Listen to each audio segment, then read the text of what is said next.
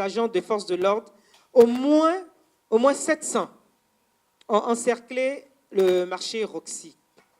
Ce n'est pas un effet d'annonce, je viens de le dire. Je vous ai dit que nous aurons pu mener cette action-là, cette opération, depuis même 2013. Ne serait-ce que pour faire un effet d'annonce, pour dire qu'on est arrivé et puis on a détruit Roxy. Non, nous ne l'avons pas fait. Pourquoi? Premièrement, les populations qui vont se servir au marché Roxy savent-elles qu'elles sont en danger? Un.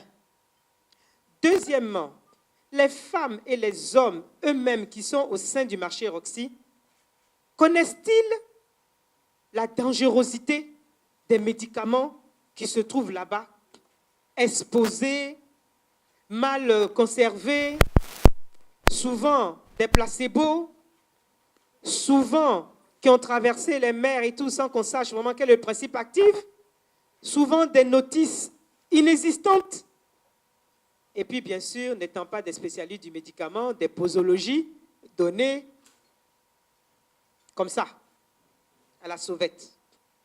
C'est pour ça que nous avons entendu jusqu'aujourd'hui pour mener cette action.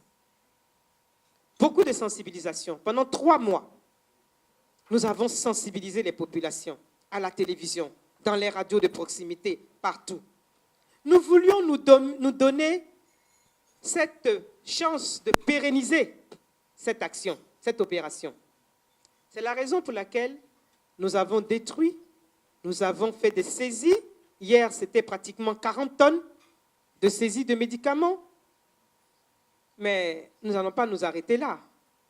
D'autant plus que le site, pour éviter qu'il soit recolonisé, nous allons y implanter, en accord avec 2 ministères, nous avons déjà notre idée là-dessus, nous y travaillons, nous allons implanter, nous allons occuper l'espace.